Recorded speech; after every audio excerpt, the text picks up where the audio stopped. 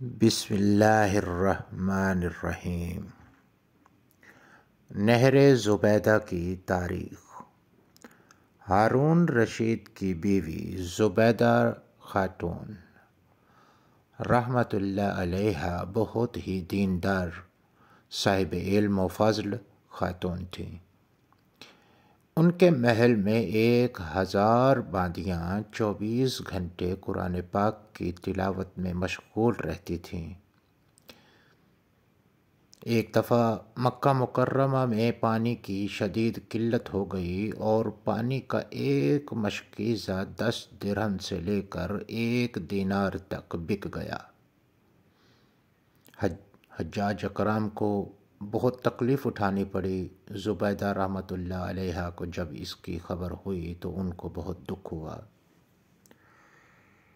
انہوں نے اپنے انجینئروں کو حکم کر کے جمع کیا کہ کسی طرح مکہ مکرمہ کے لیے پانی کا بندوبست کرو اور پانی کے چشمے تلاش کرو۔ چنانچہ انہوں نے کافی تگ و دو سے ایک چشمہ طائف کے راستے میں، دوسرا چشمہ نعمان وادی میں دریافت کیا، لیکن ان کا پانی مکہ مکرمہ تک پہنچانا بڑا جان جوکھوں کا کام تھا۔ جس راستے میں پہاڑیاں تھیں جن کو کھودنا انتہائی دشوار تھا، لیکن اس نیک خاتون نے حکم دیا کہ جتنا بھی خرچ ہو مکہ مکرمہ کے لیے پانی کا بندوبست کیا جائے، اور اگر کوئی مزدور پتھر پر ایک کدال مارنے کے 1 اشرفی بھی طلب کرے تو دے دو۔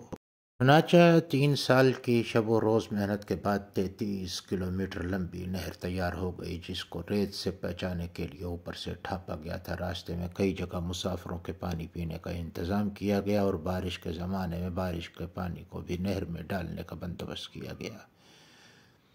اس میں ایک ایسا مسالہ استعمال کیا گیا کہ اس کی پانی کی رزق ریتلی زمین میں جذب نہ ہو۔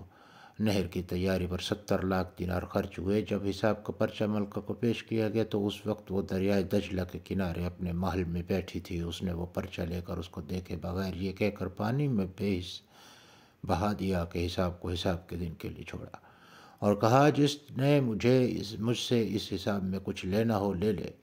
نہر کے مکمل ہونے پر بہت خوشی منائی گئی اور تعمیر کرنے والوں کو بہت سا انعام و اکرام سے نوازا گیا، اور نہر کے نام عین المشاشش رکھا گیا۔ مگر اللہ تعالیٰ کو اس کا یہ عمل ایسا پیارا لگا کہ یہ نہر زبیدہ رحمۃ اللہ علیہا کے نام سے ہی مشہور ہو گئی۔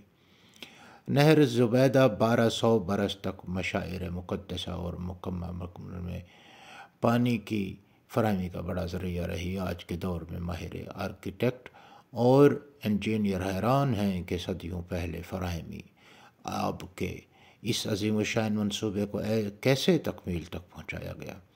نہر زبیدہ کا منصوبہ اس وقت کے ماہرین نے 10 سال کے عرصے میں مکمل کیا۔ اللہ تعالیٰ پورے عالم اسلام میں ایسے کاموں کی توفیقات عطا فرمائے اور ہم سب میں جذبہ خیر سگالی، جذبہ ایثار، خدمت خلق، حقوق العباد اور اخلاص پیدا کرے۔